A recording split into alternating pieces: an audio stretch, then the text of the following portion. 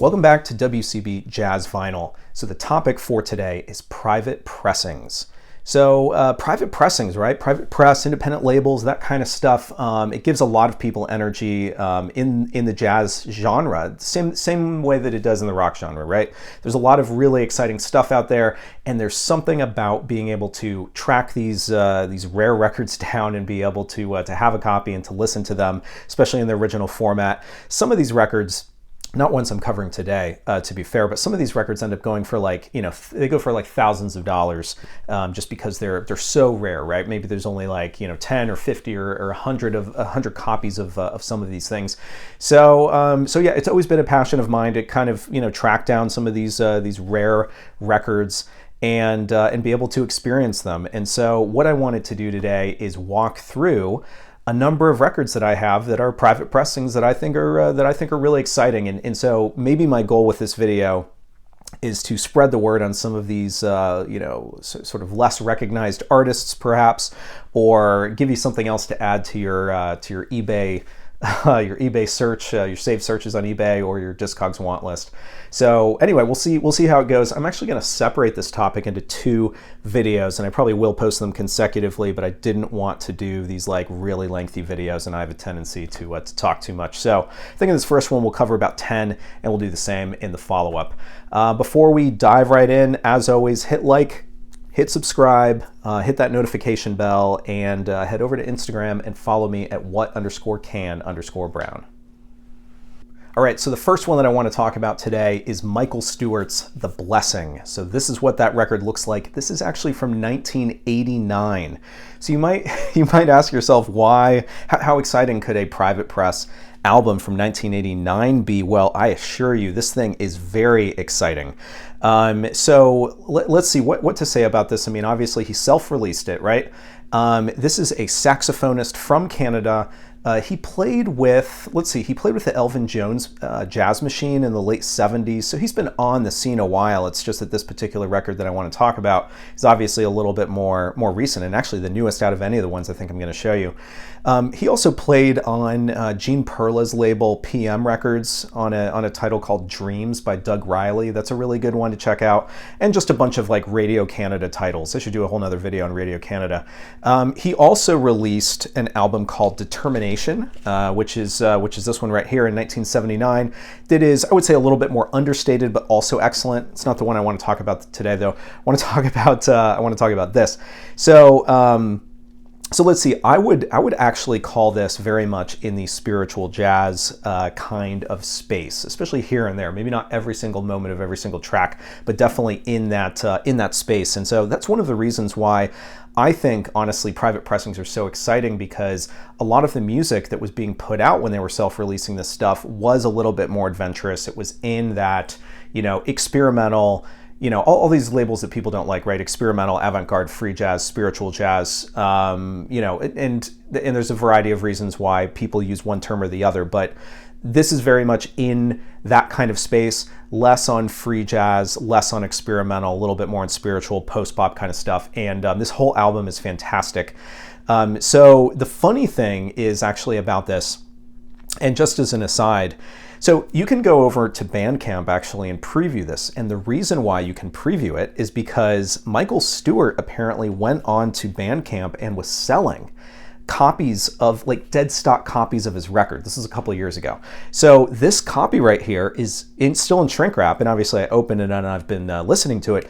But I bought this directly from him, and I think he sold it for $25 or something. And so he had a bunch of them, and he was just he was selling them on Bandcamp, which is crazy to me, that you could just go on there and get a original dead stock copy. So anyway, it's something to keep an eye out for.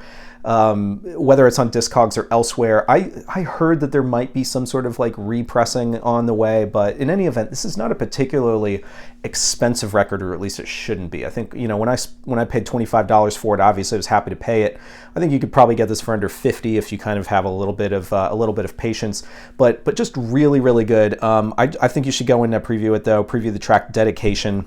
That's a really good one. As an aside, some of the other artists on this I hadn't actually heard of. You got Brian Dickinson on grand piano, Cloud Ranger on drums, and then David Field on acoustic bass.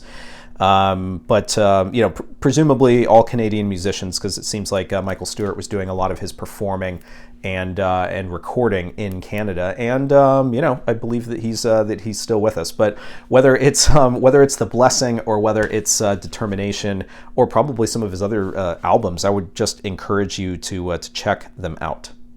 All right, so the next one I want to talk about was actually kind of two, because they're both on Finite Records. So Finite Records was a very small private label. They put out something like 5 records in total, but they featured some great musicians. So the first one that I want to highlight is John Lewis, and this is his Traveling album. So this one features John Lewis on drums, John Blair on violin, Bob Sardo on organ and piano, Karen Joseph on flute, Paul Metzke on bass, and Alex Foster on sax. Incidentally, I want to be clear, this is not John Lewis of MJQ, but John Lewis, who is part of the Cosmic Twins, that put out that Strata East album that probably more people are familiar with compared to this one. I think that album was called The Water Bearers. So anyway, that's a great album as well. Same John Lewis as that album.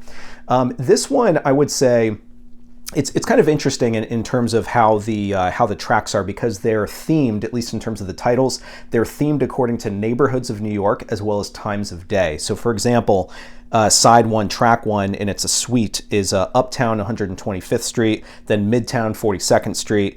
Side 2 is West Side Early Morning, so etc. It kind of has these different themes, and the pieces are sort of structured in suites between the first side and the second side.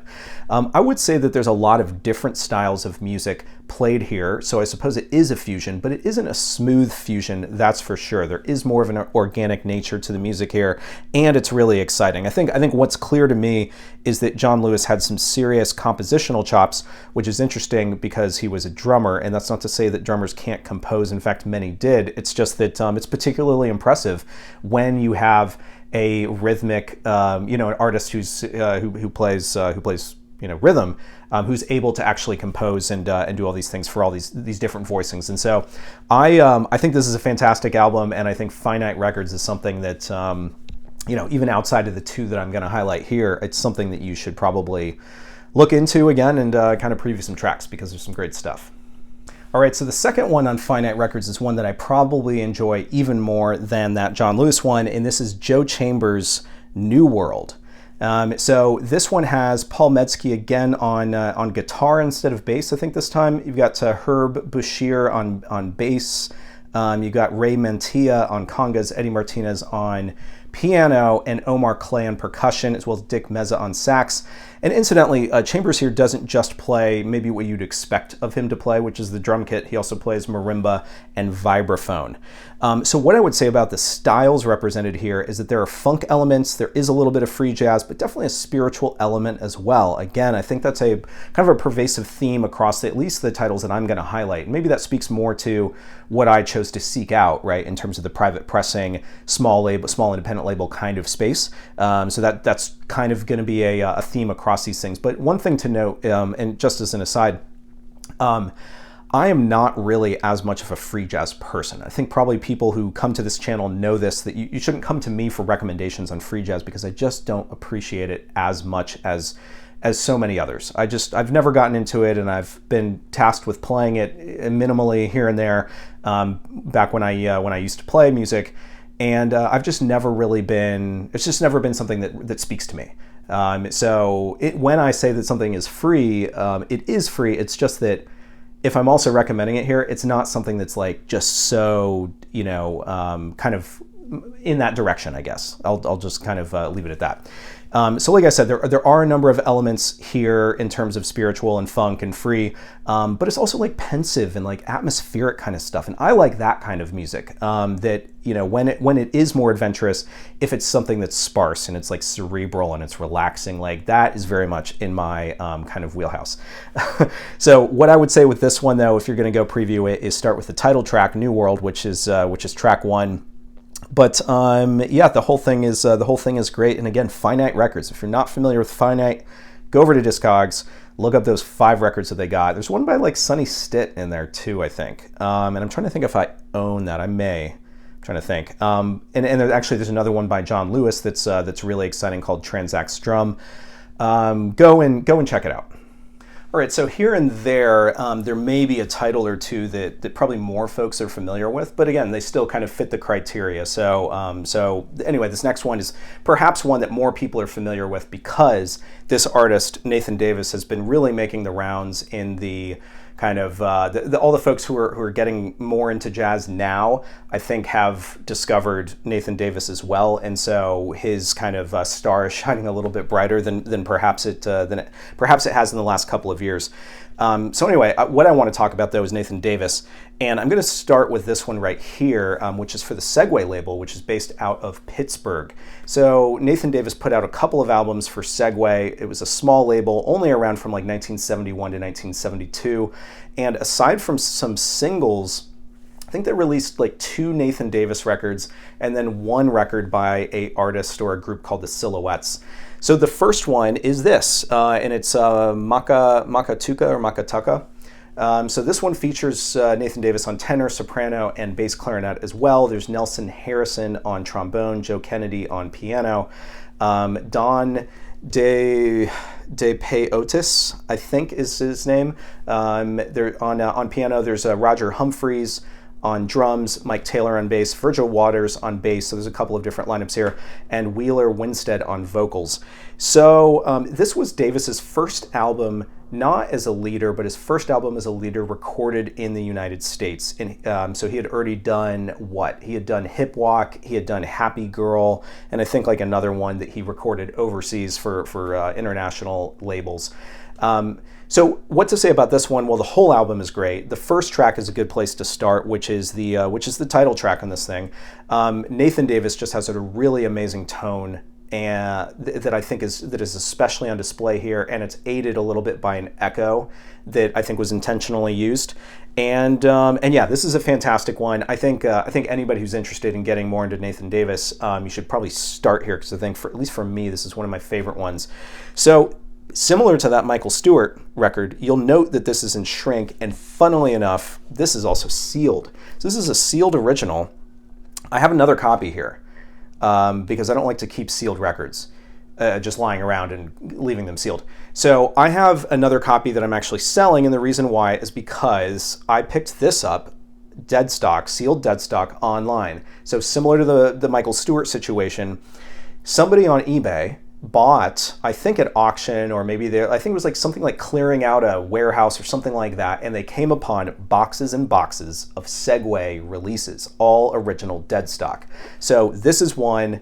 The next title that I'm talking about is The Sixth Sense in the 11th House, and that's another. The Silhouettes was the other one, and this person had a ton of them, and for years he was piecing them out slowly but surely on eBay. I think Makatuka was going for $85 a piece. Sixth Sense in the 11th House, I think, was going for something like double that every time that it would come up. But he would only release one at a time, and it would be like periodically. So the last one that I saw was actually only about a week ago. So if you follow that search on eBay, then it's going to come up again at some point, probably, unless the guy's out. But he's been doing this, like I said, for years. So he must have just gotten a ton of copies, and he's trying to preserve that purchase price. But I personally think that before this happened, before he started piecing them out and selling them, I would have thought that this record would have really gone up into the stratosphere. It's just people kind of relax just a little bit because it still feels like there's some more copies out there. So anyway, I'm really excited that I was able to grab this. So the second one that I already showed you is The Sixth Sense in the 11th House, and so this is also on the Segway label.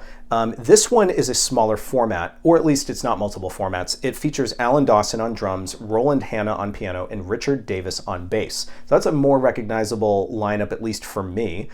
This one also just has a different feel because there's no electronic instruments or electric instruments in it. And it is a quartet format, so it's airier because it doesn't have those kind of amplified instruments, but still it's really beautiful. Again, I would say that the opener, which is, what is the opener here? Oh, here we are. Well, it's the title track. Is probably the best place to start as far as previewing this thing, but in my opinion, Nathan Davis is one of those artists where anything that he put out is probably something that that's worthwhile hearing. And so I know, at least for me, I'm looking out for every record of his that I don't have. I'm looking out for and I want to own. All right, so I was in the Nathan Davis section, so I couldn't not pull this one up. So this one is the last Nathan Davis title I'm going to show, and this one is on the Tomorrow International label, which was another of Davis's sort of private press labels, in addition to Segway. So let's see. This label also put out a suite for Dr. Martin Luther King, as well as Faces of Love, and then some of Nathan Davis's other releases, I think on CD in like the 90s. So this one has, let's see, Dave Palomar on drums, Willie Amoaku on percussion, George Caldwell on piano. So it's another quartet. This one is probably, I would say, more adventurous than the other two that I showed you, those two Segway titles. And it navigates, I don't know, sort of multiple spaces. It feels like there's these quiet, pensive tracks, but there's also some tracks that are a lot more high energy, and so you kind of get the full spectrum of the type of stuff that he was playing. I think the track African Boogie is a great one that falls into the latter category. So there's like faster track, and I think you should probably start there. Obviously, like, look, I mean, here's the thing. Mine's got like a bunch of wear on it, right? But what are you supposed to do? This happens to be a promo copy, so I have like no interest in getting rid of it or upgrading it. Also, this is one of those, I would say, out of this entire list of things that I'm showing you, this is one of the ones that is more difficult to get for a reasonable price. And so I'm just happy to be able to hear this fantastic music. All right, so this happens to be the 7th title that I'm showing today. So this is Ted Daniel, and it's just the Ted Daniel Sextet. So it's a self-titled release. This one was for the Ujamaa Records label, which didn't release anything else until like decades later on CD. So Ted Daniel is a trumpet player, as you can see there on the cover. He was childhood friends apparently with Sonny Sharrock and ended up playing on Sharrock's album Black Woman, which was his debut as a leader. What else about Daniel? He studied with Dr. Makanda Ken McIntyre. He co-led an album called Brute Force with his brother for Embryo Records. So that might be something that folks are a little bit more familiar with. So his brother is Richard Daniel. So Richard Daniel and Ted Daniel led. Again, it's under the band name Brute Force, and the album's titled Brute Force, and it's on, like I said, Embryo. And Embryo is one of those, it's like a sub-label of Atlantic that Herbie Mann started. You may recall this label because they do mostly white covers that are like die cut with an image in the middle. So Herbie Mann put out Push Push, which is that like terrible cover of like him and all his chest hair. There's also like Ron Carter's Uptown Conversation that was put out on Embryo. So anyway, all that being said, that's one of this guy's albums. That's where you might know his music from. I would say overall, though, that Ted Daniel's Tapestry is probably his rarest, and it's a phenomenal one that he did with Khan Jamal. So this guy was like very, he was trying a lot of things, and I think he was more adventurous perhaps than some of, I don't know, at least than some of the albums that he participated on. Certainly his as a leader were definitely adventurous, and this is no exception. So I would say that this album is more free jazz than the other ones that I've highlighted thus far. So let's see, what else haven't I said about it? It includes Otis Harris on sax, Hakeem Jami and Richard Pierce on bass, Kenneth Hughes and Warren Bembo on percussion, and then obviously Ted Daniels is on trumpet, but he also plays French horn, flugelhorn, and bugle. I would say that the recording quality on this thing is honestly not that great, but the music is just really fiery. There's a lot of energy, and like I said, I think that this is some of his most adventurous work. So the thing is that with some of these private press records, you can't always expect that the recording quality is going to be great, but that's almost like part of the charm of these things, where you're getting this like raw recording that's exactly what the artist wanted to put out, or at least it's what they did put out. And that's exciting, right? I think that's like one of the benefits that these artists got from the medium of being able to self-release. And so being able to hear it exactly how they wanted it, I just think is great, and it's a little bit more forgiving than if you were listening to a Blue Note record that didn't sound great. All right, so this next one, number 8, is titled Rise Vision Come In, and this is by Nation African Liberation Art Ensemble. So this was put out for Rise Records in 1976, and it's actually only one of 2 records that they put out. So a couple of interesting things about this thing, about this album. One is that Wallace Roney is on it, and I want to say that it is his first appearance on an album. And I believe that he may have even been a teenager when he was performing on this thing. So Wallace Roney, the trumpet player. You do have a variety of other instrumental musicians here, but the thing to know about this album that makes it different than any other album that I'm highlighting is the presence of spoken word poetry over almost the entire album. So it's not as much of an instrumental jazz album because it isn't, because you have this like spoken word poetry, and that is a lot of the message that is being delivered across this album. And yet it is a beautiful album, and it is certainly worthwhile checking out. So the poetry is being delivered by, and I'm gonna butcher the pronunciation, I'm sure, but Haki R. Madhubuti is the person who delivers the spoken word elements. And actually that second album for Rise Records, I believe, is very much similar in format with the same spoken word poetry being delivered kind of across it. So, it's still a fascinating statement. And even though I generally don't get as much into jazz music that has vocals over it, I think it is I just think it's very nicely done here. And this is one of those albums that is that's just gorgeous, even exactly as it is. All right, so this next one up is a fun one. So this is The Awakening by the Pharaohs. So in this case, it's kind of interesting because each of the musicians is credited as Pharaoh, and so it makes it easy for me to tell you who's on it. But no, I mean, there's a variety of instruments here. There's a variety of folks who not only play instruments but also do vocals, and in fact, I think every single musician here also plays drums. So even if they're a saxophonist, trombonist, etc., they're playing an African drum at some point on this album. And so what I would say about this thing is that there is this heavy African influence, I think, in the music, especially in terms of the rhythm, the choice of instruments, and the kind of vamps that are present across this album. So there's almost this like sort of group percussion element that sort of pervades a number of the pieces on this album, and it's really, really nice stuff. I would say that this is rawer than a lot of these other albums. I know that I mentioned that Ted Daniel one was a little raw. This is definitely raw as well.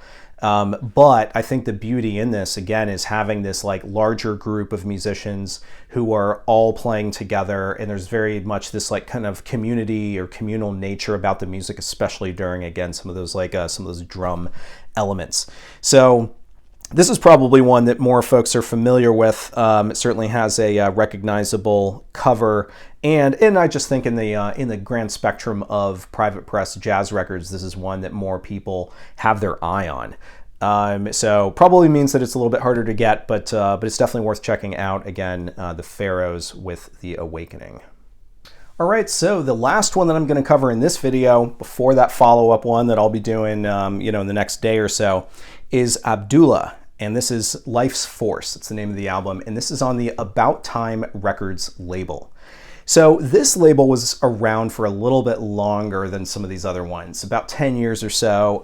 They did have more releases than probably most of these labels that I've been featuring so far. And I would say that the style of music that they were putting out was mostly free jazz. Even the type of free jazz that doesn't give me as much energy. This is an exception, though. I really enjoy this album. It was put out in 1979. And so it features Ahmed Abdullah, Jerome Hunter, Munir Abdul Fattah, Rashid Sinan, Vincent Chansey, and then Jay Hogard. Jay Hogard is a very welcome presence on this thing. Really enjoy his albums for India Navigation. So Ahmed Abdullah was a member of Sun Ra's orchestra. So that's probably where folks would have heard his music, outside of this album. The weird thing about mine, you'll notice it's in shrink, and I feel like anytime that you see a private press jazz record that's in shrink, there's inevitably going to be a story behind it. So this was sealed dead stock as well. And the reason why is because Dusty Groove, which is a Chicago record store, a fantastic store. I've gotten some like amazing stuff there in person, but they also have a fantastic sort of web presence, right? So you can order stuff that they have in the store, new or used, from their website. They also happen to be, what are they doing? They're like a retailer for We Jazz magazine. They're like one of those that seems to take more of an effort at getting international stuff, putting it in stock, bringing it into the country, and making it available to folks who want to order directly from them. So anyway, look up Dusty Groove. But what I was getting at is that a couple of years ago, I can't remember exactly when, they either came upon a number of copies of this, again, sealed dead stock, or it's perhaps that somebody else went to them and had consigned them with Dusty Groove. But for a moment, you could actually order original sealed copies directly from Dusty Groove, and so that's exactly what I did with this one.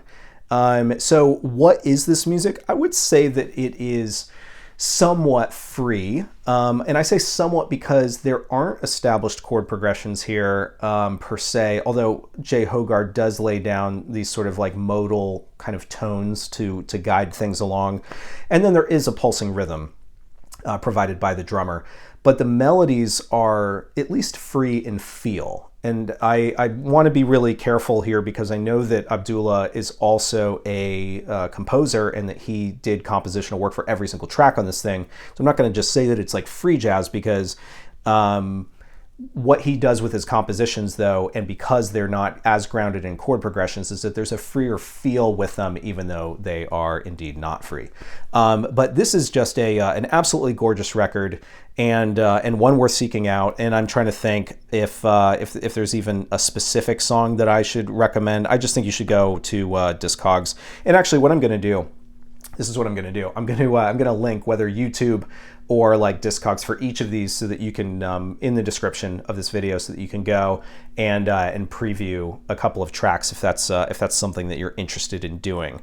So yeah, that's kind of what I wanted to really do with this video. And again, part 2 is coming up, all different records. Probably another 10, but maybe a few more than that. I'll have to see how many I pull together. But I've got some pretty exciting stuff, including stuff that I don't think that very many people have heard before. I understand that, here's the thing, like, some of these are going to be like obvious choices to those of you who have been collecting for a while and have like explored this space quite a bit, but not everybody has done that. And so what I'm trying to do is highlight ones that I was both able to get. I'm not going to be able to show you all the Khan Jamal stuff that I could never afford and never get.